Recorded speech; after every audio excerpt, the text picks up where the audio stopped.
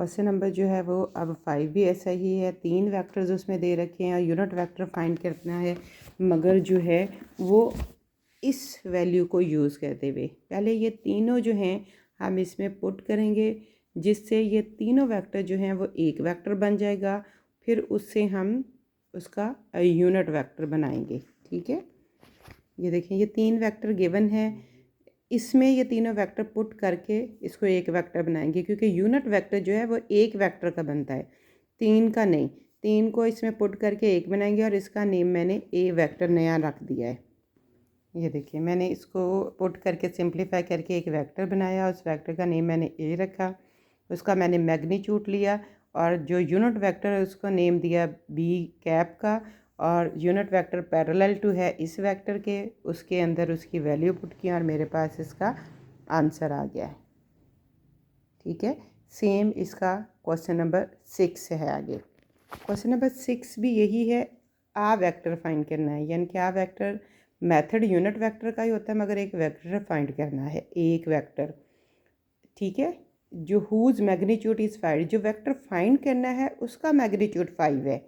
Vector को मैं u का नेम दे देती हूँ और बताती हूँ कि उसका जो मॉड है मैग्नीट्यूड है वो 5 है। मैंने कहा कि मुझे जो वेक्टर रिक्वायर्ड है उसका नेम u है और उसका मैग्नीट्यूड 5 है। ठीक है, और गिवन वेक्टर ये वाला है, इसको मैं नया नेम देती हूँ। ठीक है, और ये वेक्टर हमें गिवन है।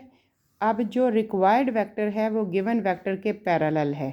ठीक है, हमें कौन सा वेक्टर रिक्वायर्ड है, u vector.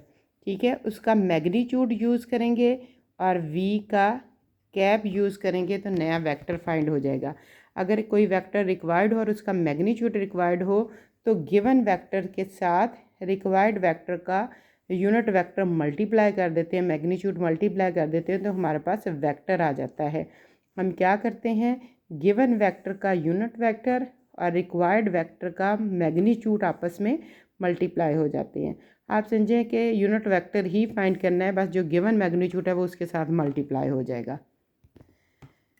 We you magnitude में मैं उसकी वैल्यू पुट कर दी, वी कैप यूनिट वेक्टर का फार्मूला लिख लिया, ऊपर मैग्नीट्यूड, ऊपर वेक्टर, नीचे उसका मैग्नीट्यूड। अब अलग से फाइंड नहीं किया, मैं अंदर ही फाइंड करने लगी हूँ इसको। ये देखिए मैंने इसको सिंप्लीफाई करके नया वेक्टर फाइंड कर लिया है।